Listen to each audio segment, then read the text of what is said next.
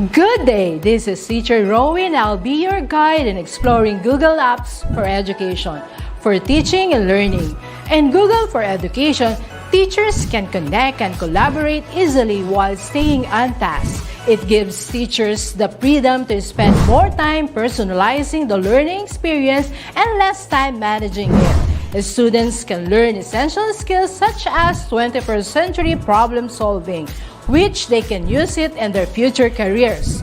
As such, the accessibility features will also help and assist every learner to do their best work. Google offers different useful applications that we can use to connect education to technology.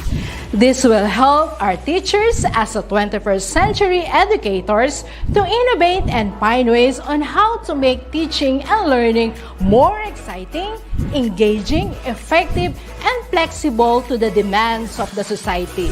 Let's re-explore the education experience by discovering new angles to create, collaborate, and communicate as one. Para sa bata, para sa bayan, at para sa guro. Ang pagkatuto huwag gawing komplikado. Sulong edukalidad.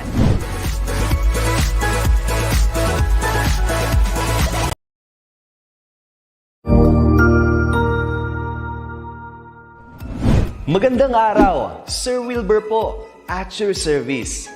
Narito ang ETUlay upang gabayan ka sa inyong pag-aaral upang lubos na maunawaan ang iba't ibang paksa o subject. Ang ETUlay ay isang free online tutorial class na pinangungunahan ng ICT's Educational Technology Unit sa pamumuno ni Undersecretary Elaine Del B. Pascua. Ang programang ito ay hindi lamang para sa mga bata, kundi ito rin ay magsisilbing gabay sa mga magulang at mga guro kung paano nila ituturo o gagabayan sa bawat asignatura ang kanilang mga anak o mga estudyante. Sa kasalukuyan, ang self-learning module mula sa rehiyon ng Calabarzon at kilala sa tawag na Pivot ang ginagamit sa ating ETUlay online class. Kaya ano pang hinihintay ninyo? Ihanda na ang inyong mga ballpen o lapis, papel o kwaderno at samahan kaming itulay ang pagkatuto para sa bawat batang Pilipino. Sama-sama tayong magtutulungan para malampasan ang mga hamon sa panahong ito. Halina't matuto kasama ang inyong online tutor sa oras na ito.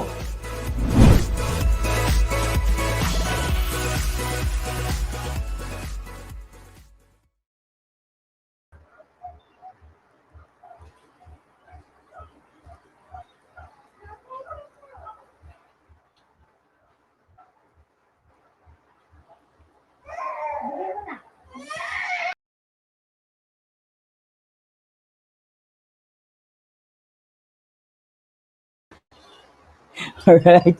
So good afternoon. Good morning, everybody. Good morning to our learners, to all the participants of this ETUlay, our DepEd online free online tutorial class of the Department of Education. Magandang magandang umaga at kamusta po tayong lahat, sa lahat ng mga nakikinig at nagpa-participate sa ating lalo-lalo na sa ating mga estudyante, grade 11 learners and grade 11 teachers para sa health optimizing physical education. So kamusta po tayong lahat? Last time meron po tayong mga aralin na napakaganda ng ating aralin last time. So ngayong araw meron na naman tayong panibagong pag-uusapan dito sa ating online tutorial class.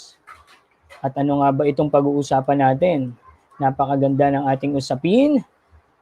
Pero bago yan, ako po muna si Tutor Ariel sa Physical Education and Health Health Optimizing Physical Education 2. Makakasama niyo po ako every Tuesday sa 11 a.m. to 12 noon ng Martes.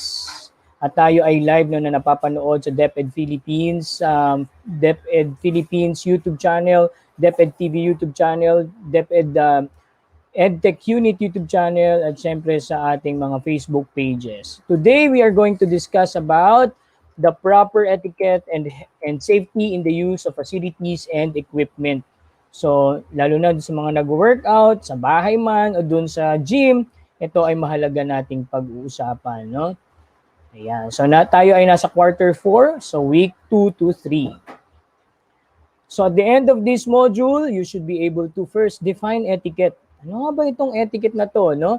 Madalas ito nating nakikita. Madalas rin natin itong naririnig. Pero ano nga ba ito? Yan ang pag-uusapan natin, especially in physical education and in sports. Second, identify different rules and protocols before or while and after doing a physical fitness activity and exercises. And then, we will be familiarized with the different facilities and equipment used in physical fitness and exercise. So bago yan, meron muna tayong gagawing ehersisyo. Alright? So samahan nyo ang ating video. Itong video na to na mapapanood natin ay kilala, no?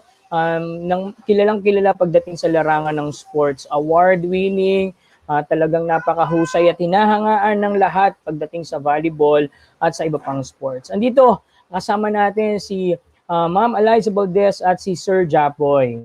No? At ito ay ang bagong-bago na Milo exercise. So, turuan na tayo nila Ma'am Eliza Valdez at ni Sir Japoy sa mga exercises na ito. So, handa na ba kayo na makita ang exercises na ito?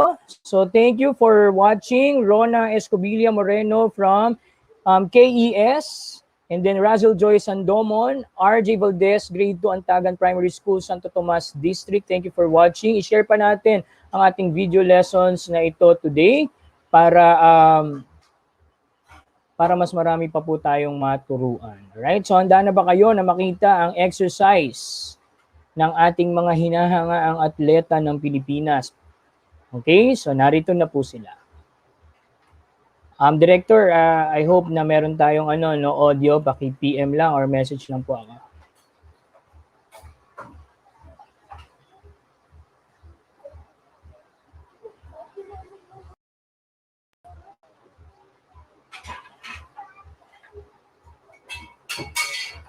So sabi dyan, ang mga sumusunod na exercises ay angkop sa mga batang 7 to 12 years old at syempre sa ating mga senior high school. Patnubay ng magulang ay kailangan.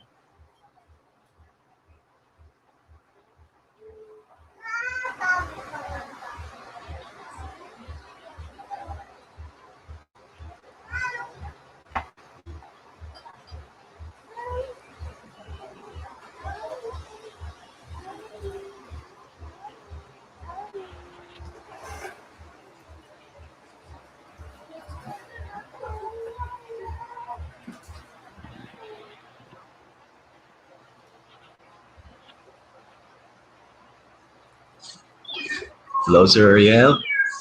Sir, walang Yes. audio. Wala audio. Alright, Wala. sige. Yes po, Ayusin yes. natin. No audio, sabi nga ni Riyad Maribong Awe. Okay, sige. At dahil dyan, ayusin natin. Thank you, Sir Wilbur.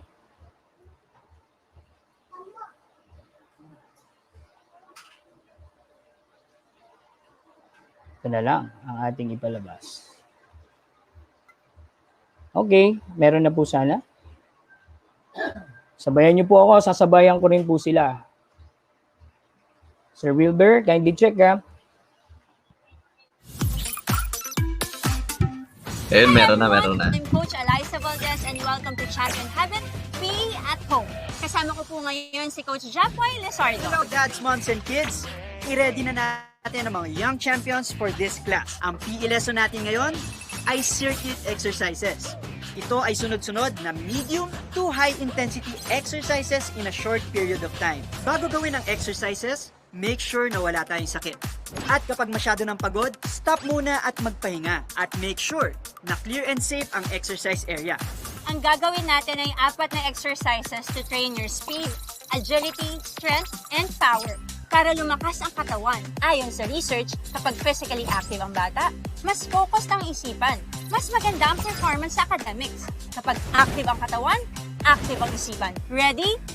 Tara, Ready. let's start! Ang first exercise natin ay ang speed high knees. Ito ay para sa speed o bilis ng galaw ng katawan. Magandang training ito para sa soccer, basketball, or running. Ang speed high knees ay warm up para nakakondisyon ng mga katawan para sa susunod na exercises. Gagamitin natin ang ating mga paa at kamay. Ilagay ang kamay sa harapan, i-bend ang arms at a right angle, itaas ang kaliwang tuhod, Tapos yung kanan naman. Tuloy-tuloy ang paggalaw at pilitin nating ipag-abot ang mga tuhod sa mga kamay. Pabilisan at paramihan ng high knees for 30 seconds. Ready? Go!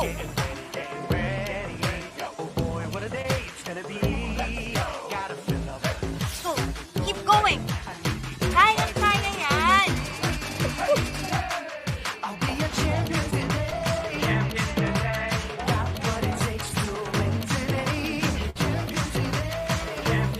Malapit na.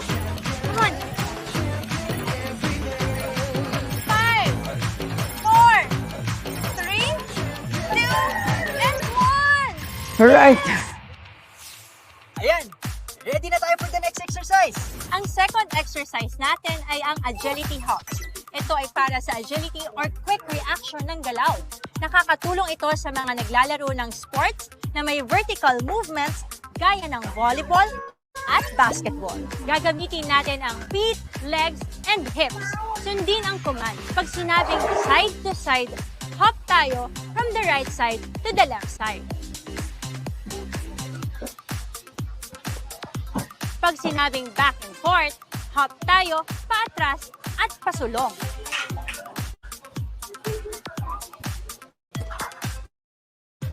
Make sure na naka-squat position tayo pag nag-landing. Dapat tuloy-tuloy ang pag-hop for 30 seconds. Ready? Go!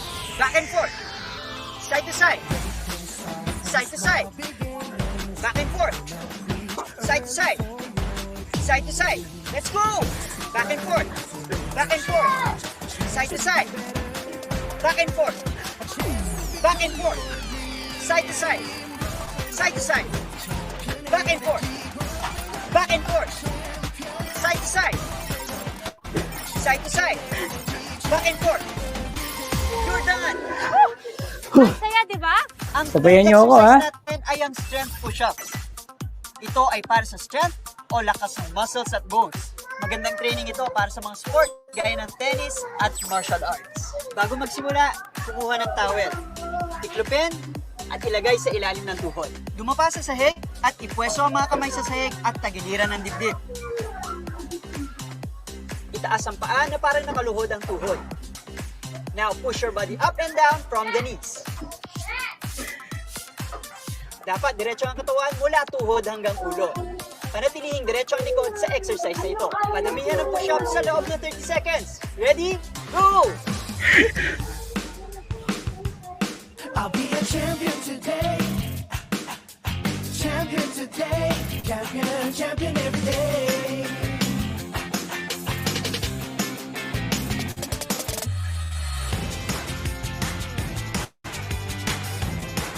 Yan, malapit na. I'll be a champion today. 5, 4, 3, 2, and 1. Great job! Good job, everybody! Para sa ating finisher exercise, gagawin natin ang power squat jumps. Ito ay para sa power o pwersa na mabibigay ng katawan sa isang mabilis na sandali. I-ready na natin ang mga legs, hips, at arms. Dapat shoulder width ang pagitan ng mga paa. Iupo ng 90 degrees ang thighs and hips para nakaupo sa silya. Ilagay ang mga braso sa tagiliran. Tapos, tumalon ng mataas at iswing pataas ang mga braso. Paramihan ng squat jumps for 30 seconds. Ready? Go!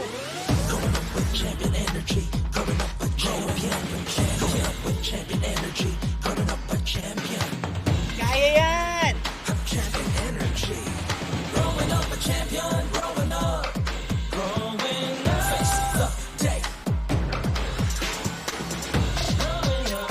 Don't stop! Finish strong!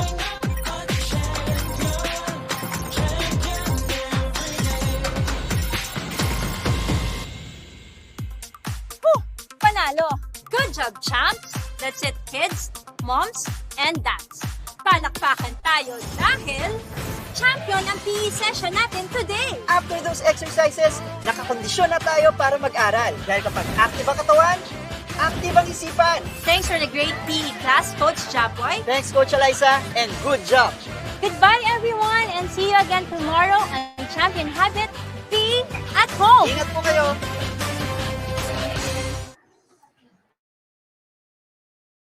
Ayan, so nagustuhan nyo ba yung exercise kasama si Tutor Eliza, Tutor tuloy, Coach Eliza at saka si Coach Japoy, ang ating mga atleta. Okay, don't forget to drink water, hydrate after you exercise. Hinga malalim. Inhale, exhale.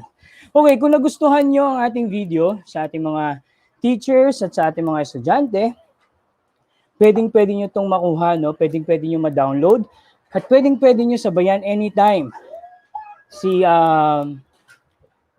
Coach Eliza Valdez at saka si Coach Japoy. Saan? Siyempre sa ating Commons, so sa ating DepEd Commons. May kita ang video na ito sa commons.deped.gov.ph. Pumunta lamang po kayo sa Spotlight, tapos hanapin nyo po yung wellness, yung exercise ng Milo. Bagong-bago lang po yan, alright? So sa 2 minutes na ating workout, talagang makakapag-burn kayo, kita nyo? Nakakapag-burn tayo ng mga excess, no? Yung mga fats natin, saka magiging healthy tayo. Kaya tulad nga ng sinabi ni Coach Eliza at ni Coach Chapoy, kapag active ang katawan, active ang ating isipan. Kaya naman, maraming salamat, no, sa pagsama sa akin sa exercise na yan. Kapagod talaga yun, no? Pero, diretso lang tayo. Okay. So, this time, pupunta na tayo sa ating lesson. Nakikita niyo na po ba ang aking ayan. So, after natin mag-exercise, tayo naman ay mag-aaral ng ating aralin. Okay, pero bago yan, no? Bago tayo pumunta doon sa ating aralin ngayong araw, tayo ay magre-review ng ating mga pinag-aralan last week. And we talked about sports-related injuries. So, injuries may occur when a person engages in moderate to vigorous physical activity. Katulad ng ginawa natin kanina, that's actually moderate physical activity, no? Kasi self-paced lang. Pero, sabi nga nila Coach Eliza kanina, kung tayo ay, yung ating space ay ni-remind tayo, no? Kasi pwedeng magkaroon ng injury kapag hindi maayos yung ating space ng ating workout. Sports injuries are those that happen when playing sports or performing exercises. And, sabi pa natin last week, some are from accidents. Others can result from poor training practices or improper gear. Kung wala kayong sapatos, kung hindi kayo komportable sa suot nyo, so accident and injuries might happen. So, let's recall these things. Ano ba itong mga nasa taas? These are the most common injuries. Or the sprain, dislocation, contusion, fracture, concussion, and strains. And we have different kinds of injury, the acute and the chronic. Okay? Alright, so today, ito na. Pag-uusapan na natin ito. Okay? So bago yan, no, maraming salamat sa mga nanonood sa atin from Parada National High School, Angel Ann Asherda, ayan, si Rod Andre Aldrin, yan, mga taga Parada National High School, Ma'am Lecar Selasor Sensei, Hope Teacher din po ako. Maraming salamat po sa pag-share ng ating video na ito sa ating mga estudyante from Imelda Integrated Secondary School from Malabon. Maraming salamat po sa inyong pakikisama at pagsuporta dito sa ating online tutorial. Drink water, don't forget, hydrate.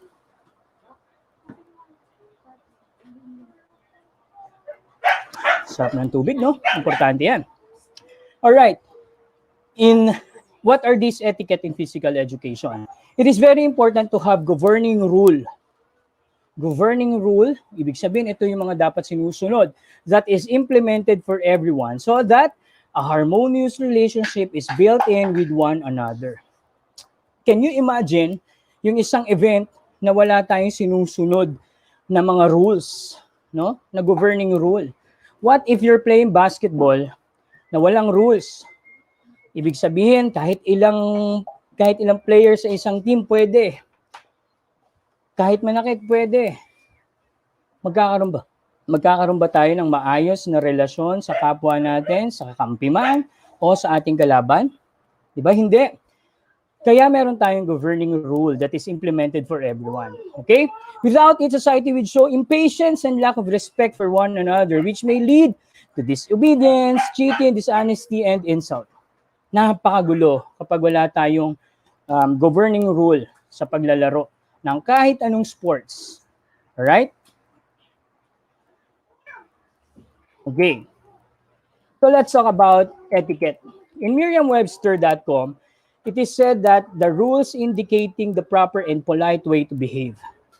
Rules ito, no, ng proper and polite way to behave. Ang full definition is the conduct or procedure required by good breeding or prescribed by authority to be absorbed in social or in official life. Ito yung mga kabutihan, ito yung mga dapat, no, ito yung mga katanggap-tanggap sa ating society. Ito yung tinatawag nating etiquette. Hindi lang sa paglalaro pati sa mga hapagkainan, no? Meron tayong tinatawag na etiquette.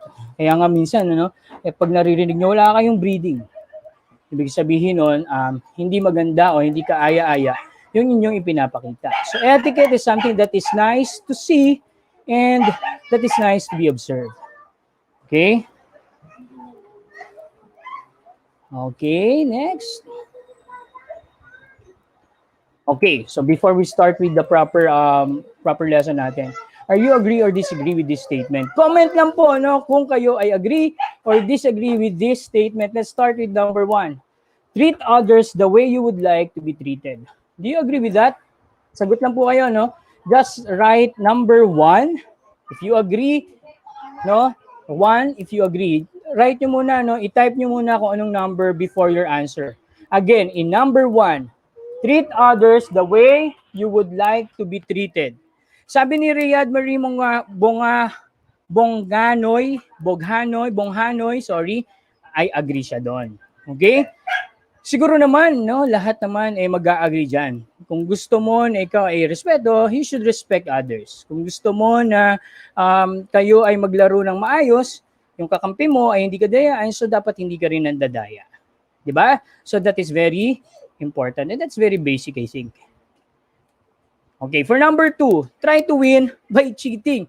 Okay lang manalo or okay, gusto ko manalo, lahat gagawin ko kahit mandaya ako. Kahit mandaya ako. Good ba yun? Agree ba kayo doon? Try to win by cheating. Number 2, agree or disagree? Do you agree or disagree? Si Riyad is very active. Thank you. From Lapu-Lapu City Division. Sabi niya, disagree siya dyan. How about our students from other schools, from other division? Ayan. Si Jen, Dayen, Agatep, Udasco, Spiritu, disagree daw po. Alright. So, how about the others? Sige, punta tayo sa next natin. Number 3, play by the rules and be honest. Do you agree with this? Play by the rules and be honest. Alam nyo yung mga rules natin, kanya-kanya rin kasi tayo ng interpretation yan, ano? Pero yan ay pinapaliwanag syempre sa atin ng ating mga officials, ano? And we should respect our officials, no?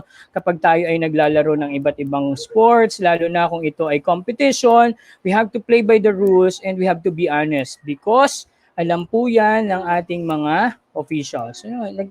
Pinag-aralan nila yan. Alright? So we have to be honest. Kung halimbawa, nakita natin sa volleyball in, that's in. If it's out, it's out. Right? So we have to play by the rules and be honest. Number 4, shake hands with the opponent before and after regardless of the outcome of the game. Agree ba kayo doon? Yung talo ka pero makikipagkamay ka. Do you agree with that? Sige nga. Let's see the answers of our participants. Okay. So number 4, agree. Yes, no, makikita natin ito sa ating mga sports. Sa mga combative sports, nagpupugay sila, nagbabaw sila before they compete, before they fight, boxing, kahit anong mga contact sports, ginagawa rin ito. And then after that, minsan hindi na sila sinasabihan, they hug each other, ano, nakikita natin yan. So, this is a good sign and this is the right way to do it, the right way to show or the right thing to show sa ating mga audience, no, ang pagiging sportsmanship. Ang number 4 natin ay nagpapakita actually ng pagiging sportsmanship or ng pagiging sports sa ating mga katunggali. If you disagree with what your opponent has done, raise hand and shout. Oh, if you disagree with what your opponent, halimbawa mali yung mali yung kalaban ninyo, raise hand tapos sumigaw kayo. Okay? Agree ba kayo doon? O, sinabi lang naman, itataas ang kamay, tsaka kayo sisigaw, maybe because to announce na meron kayong may maling ginagawa yung opponent ninyo. So do you agree with that? Hindi naman sinabing sisigawan nyo yung inyong kalaban. Okay? Pero si Riyad, mali, no? Mali daw because of sigaw. Alright? So, pwede kasing mali din yun.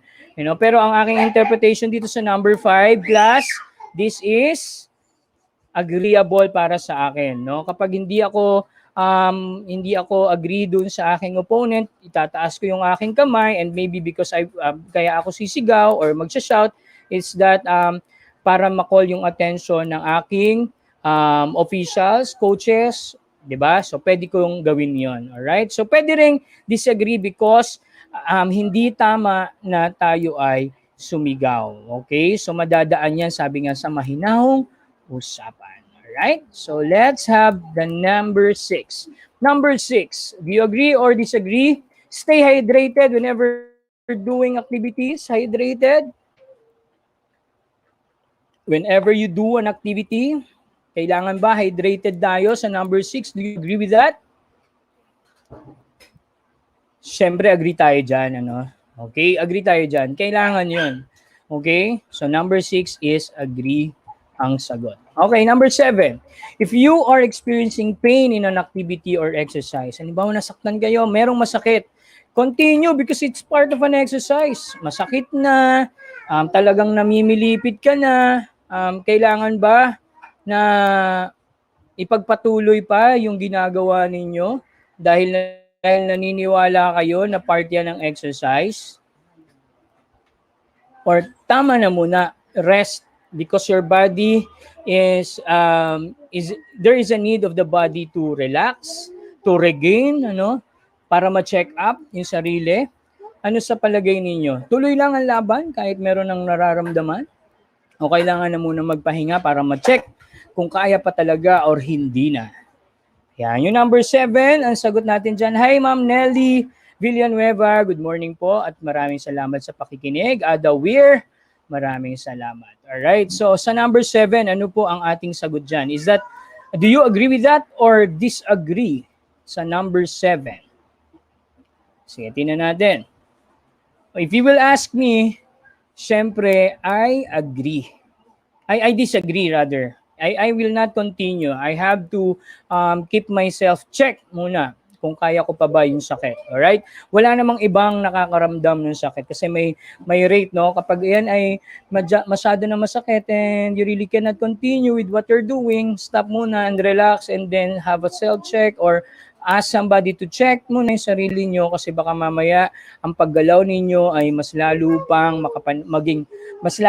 mag-lead, no, in a severe na pain or mamaya mag-lead pa yan sa severe injury, tinatawag nating acute or even chronic injury. So that is very important. Wag nating abusuin nga yung ating katawan. Kung meron siyang nararamdaman na masakit, it means that you have to pause for a while, have a self-check, or let somebody check on you para kung sakaling kaya pa, pwede naman. Okay? Number 8, people expect players to behave responsibly as it promotes social values. Ayan. So, di ba, I'll give you an example with this, number 8. Sa basketball, no, ang ating mga players sa national events, yung mga nakikita natin, lalo na nakikita natin napapalabas sa TV, no? Anong nyo doon? Anong point nyo doon or anong idea nyo doon kapag halimbawa nagkaroon ng rumble, riot, awayan, bugan ng magkabilang opponent? Ayan ba ay tama, no? Siyempre mali. Ayan yung sinasabi natin na ang ating mga players or kung kayo ay players, you have to promote social values. So sa number 8 is agreeable tayo dyan. People are expecting players to behave responsibly as it promotes social values. Lalo na yung ating mga national athletes, lalo na yung ating mga national players na napapanood sa television or kahit ano pang platforms yan. Okay? Dahil kailangan, ginagaya kasi yan, iniidolo sila no, ng ating mga mas nakababatang mga ng kabataan or ng mga aspiring athletes. Alright? So dapat they have to behave responsibly. No? Kung talagang mainit na ang ulo, kailangan medyo umupo muna, huminga ng malalim, ano, wag natin daanin sa dahas. Number 9, do an exercise immediately after a full meal. Kakakain lang, kailangan bang mag-exercise? Kailangan bang gumawa ng mga activities? Siyempre, hindi. Okay? So, yan ay hindi talaga natin ini-encourage or yan ay dinidiscourage natin. Ano? Dahil siyempre, mas nahihirapan pang kumilos at syempre, meron pang digestion na nagaganap sa ating kaloob-looban ng ating katawan, no, na kailangan niya munang yun muna ang gawin ng katawan, ano, doon sa pag-digest ng ating kinain, ano, bago tayo gumawa ng iba pang mga activities or exercises. Sa number 10, participants must follow the rules and etiquette of the sport. Yes, gaya nga nung sinabi natin kanina na importante ang ating mga rules and regulations of rules and regulation of a specific sports dahil syempre tayo ay meron tayong binibuild and that is a good relationship with one another. Okay, tatandaan natin, isa sa mga dahilan kung bakit tayo ay naglalaro at pinopromote ang sports ay dahil sa ating social aspect. Ano? Siyempre, ang ginagawa ng Department of Education, kaya tayo merong mga sports na pinag-aaralan at kaya kayo pinaglalaro sa physical education kaya kayo pinaglalaro ng mga physical activities is because para magawa ninyo ang para ma-level up ang inyong mga social skills. Alright?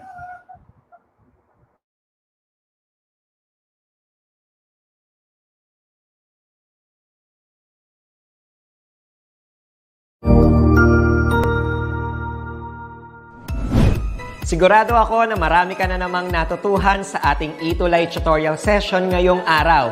Tandaan, ito ay hindi lamang para sa ating mga mag-aaral, kundi pati rin sa ating mga minamahal na guro at mga magulang na kaagapay natin para maituloy ang pagkatuto sa kabila ng nararanasang pandemya.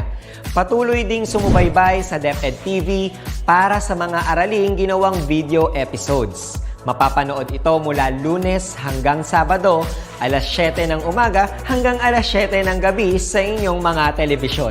Abangan bukas mula 1:00 ng tanghali ang iba pang aralin sa ating ETUlay free online tutorial session sa Filipino. I-like and subscribe at manatiling nakasubaybay sa ating ETUlay tutorial session sa DepEd Edtech Unit FB page at Educational Technology Unit channel sa YouTube at sa DepEd Tayo at DepEd Philippines social media accounts. Paalam!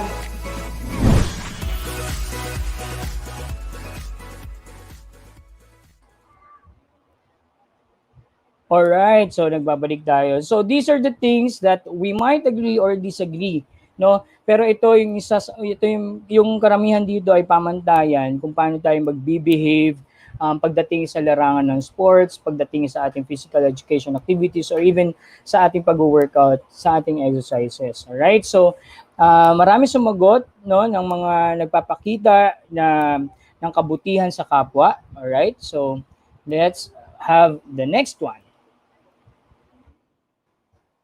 Okay? So what is sportsmanship? Ano ba itong sportsmanship? There are written and unwritten rules in sports that require people to follow to make it fair. Okay? So lagi natin itong naririnig. Ano? For example, you lose the game. What is a very common phrase or statement na naririnig natin when we lose the game? No, yung madalas nating naririnig kapag merong natatalo sa game. Ano yung kadalasan yung naririnig? Pwedeng pagkatapos ng game, sasabihin na, okay lang yan, thank you, nice try, congratulations. Diba, ginagawa yon. Pero some, or even most of the time, or most of these athletes are saying, dinaya, natalo, yung mga ganong statements. Yan ba ay nagpapakita ng sportsmanship?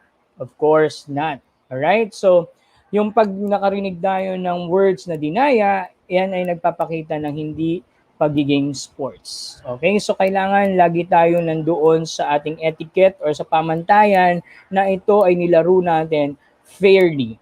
To ensure respect, fairness, and safety in sports, it is expected for the people engaged to take personal responsibility and behave in a certain way compliant with the rules and promote social values. We always mention social values.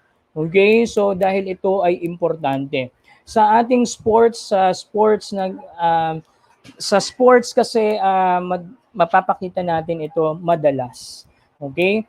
Ano ba yung ibig sabihin ng social aspect ito? Ito yung pakikipagkapwa, pakikisama sa atleta or even sa opponent, ano? Kasi ang tao, syempre, tayo bilang mga tao, importante na tayo ay marunong makisama because we really cannot live alone. So that's one of the things na pinopromote ng ating sports, ang ating social values. Paano ba dapat tayo makitungo sa ating kapwa? Yan. So, syempre kailangan magbe-behave tayo, no? Nang maayos. Dapat hindi tayo nagpapakita ng unbecoming behaviors. Alam nyo ba na kapag kayo ay nagpapakita ng hindi maganda, for example sa court, no, sa laro, no, kapag kayo ay nag-cheat, kayo ay nakipag-away, 'di ba? Meron tayong certain punishments na ginagawa diyan. Yung sinasabi ko na punishments or yung mga sinasabi natin ng mga parusa, yung mga red card, yung mga iba-ibang color ng card, ano? Bakit natin binibigay yan? Yan. Yan ang isa sa mga yan yung isa sa mga ina-award natin, no, sa ating mga players na hindi gumagawa ng maayos o hindi nagbe-behave ng maayos. So ang ibig sabihin yan, ang ating paglalaro ay bounded with the rules. Kailangan tayo ay compliant doon sa ating mga sinet na rules. Dahil kung hindi, pwede kang maalis sa inyong court, sa playing court, pwede kang sipain, ang term nga nila, palabasin, or maaaring hindi ka na makapaglaro the whole duration of the playing time, no? Talagang hindi ka na makakabalik sa paglalaro. Right? So, importante po kasi. So, ganun, no, kahigpit ang ating mga rules. Kaya kailangan talagang sinusunod natin yan. At dahil kaya natin ginagawa yun, syempre, dahil magkaroon tayo ng disiplina. No? And one way na madisiplina tayo is through this awarding of sanctions. Okay? So, next, what is important in etiquette? Importance of etiquette in physical education. First, it enhances the social aspects of every individual. Nasabi na natin yan. Next, it is essential in maintaining friendly relationship between people. It helps us show respect for other people and vice versa. Sabi nga, di ba, if you want to be respected, kailangan marunong ka rin gumalang sa iba. It enhances communication by breaking down barriers. Ang hirap kasi ang hirap ng communication kapag meron kayong namamagitan. Right? So, ini-enhance natin yung communication by breaking down barriers. Ano itong mga barriers na to? Ang barriers na sinasabi natin, yung mga hadlang para kayo ay maging maayos na mag-usap. At nagiging maayos yung pag-uusap kapag meron tayong mga sinusunod na mga rules.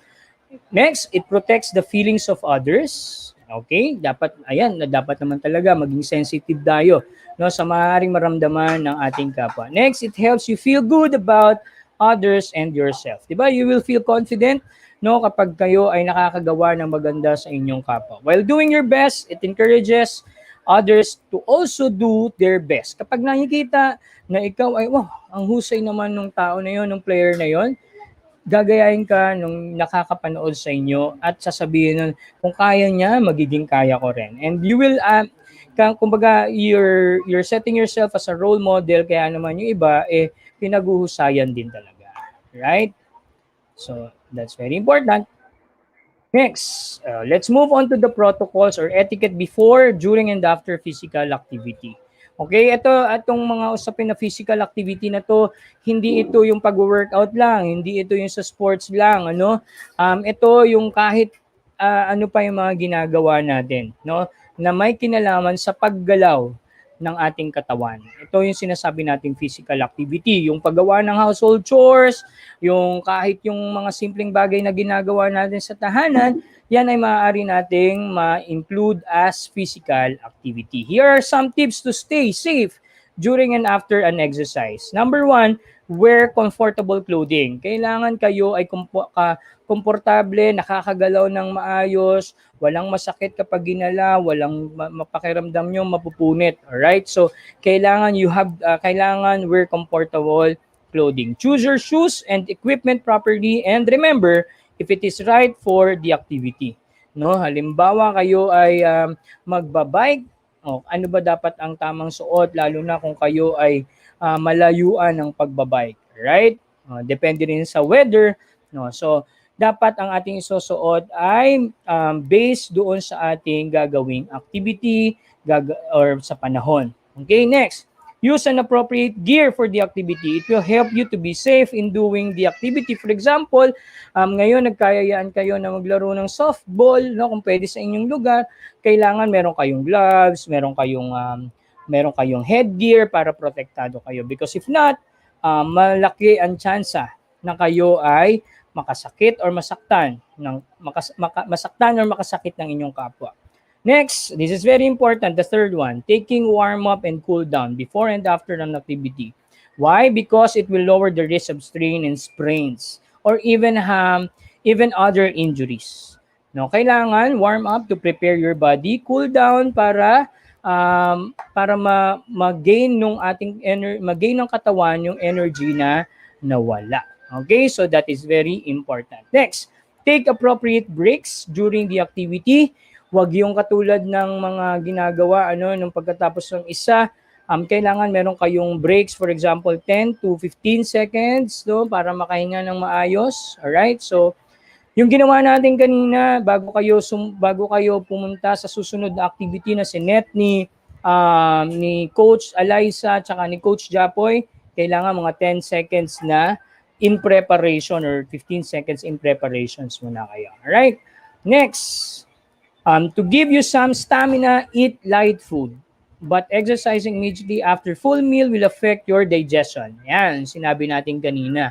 Alright, so pag full meal, wag masyadong, hindi kailangan mag-exercise immediately after full meal. Kasi nga, it will affect your digestion.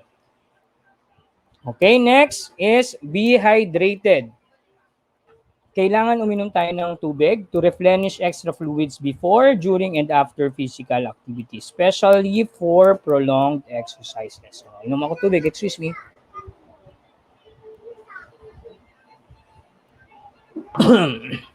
Okay, next.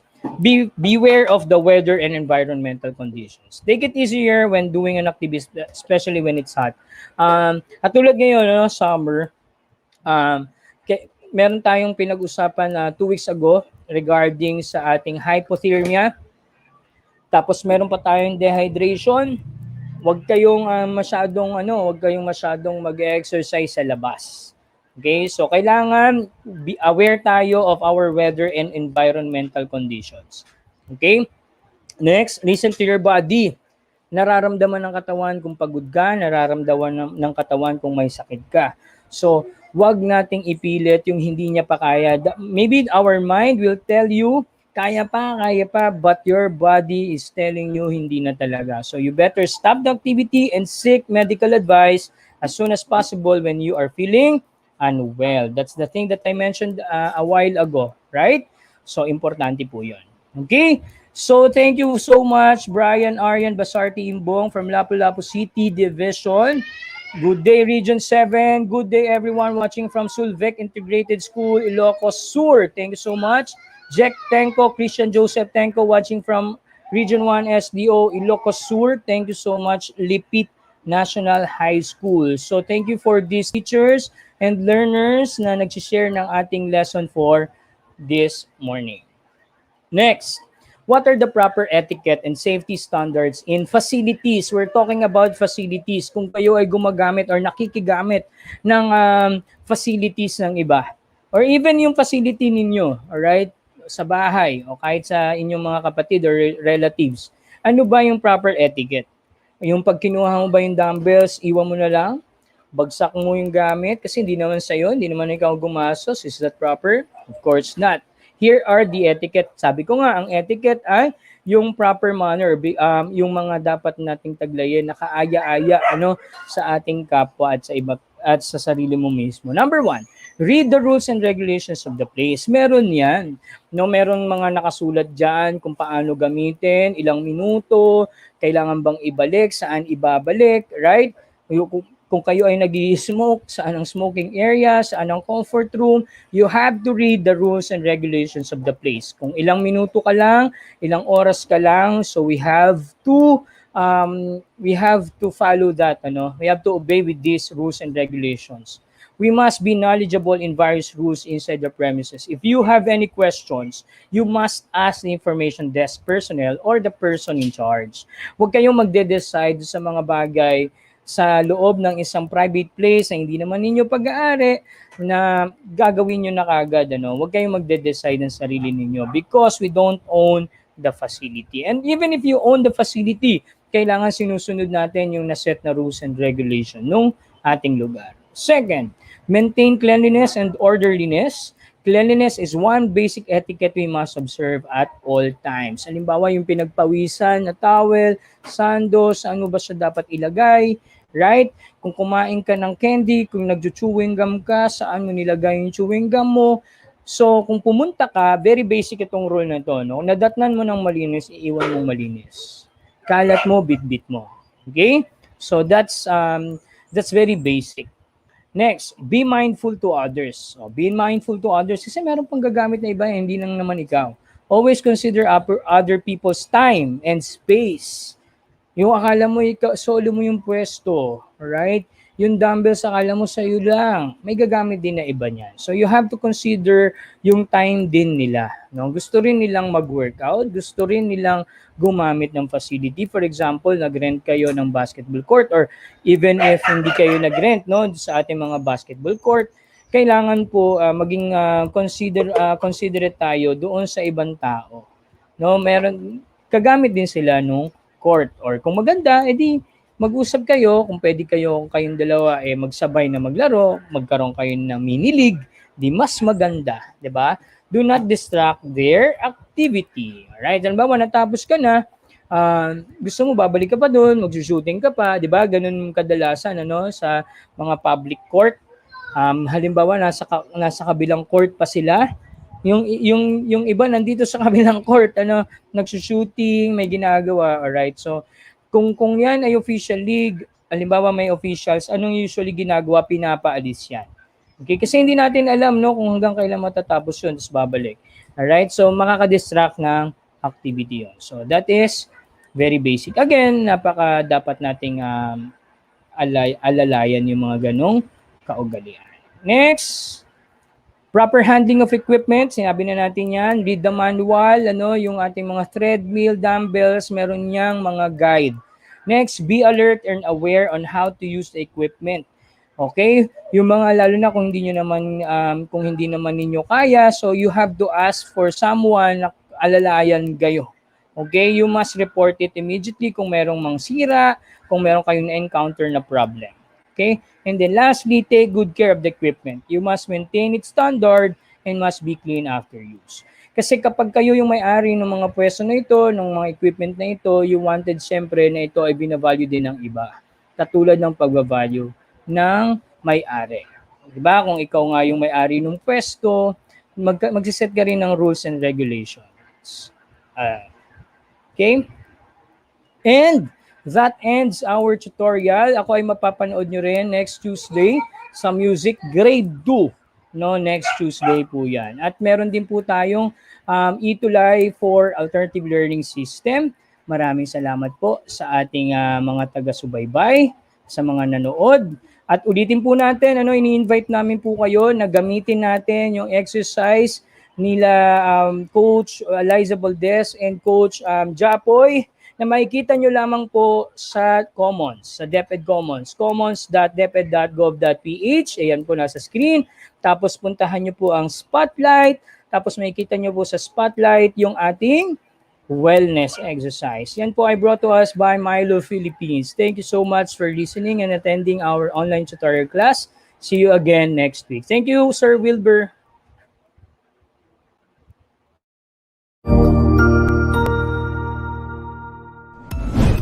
Sigurado ako na marami ka na namang natutuhan sa ating ETUlay tutorial session ngayong araw. Tandaan, ito ay hindi lamang para sa ating mga mag-aaral, kundi pati rin sa ating mga minamahal na guro at mga magulang na kaagapay natin para maituloy ang pagkatuto sa kabila ng nararanasang pandemya. Patuloy ding sumubaybay sa DepEd TV para sa mga araling ginawang video episodes. Mapapanood ito mula Lunes hanggang Sabado, alas 7 ng umaga hanggang alas 7 ng gabi sa inyong mga telebisyon. Abangan bukas mula 1:00 ng tanghali ang iba pang aralin sa ating ETUlay free online tutorial session sa Filipino. I-like and subscribe at manatiling nakasubaybay sa ating ETUlay tutorial session sa DepEd Edtech Unit FB page at Educational Technology Unit channel sa YouTube at sa DepEd Tayo at DepEd Philippines social media accounts. Paalam!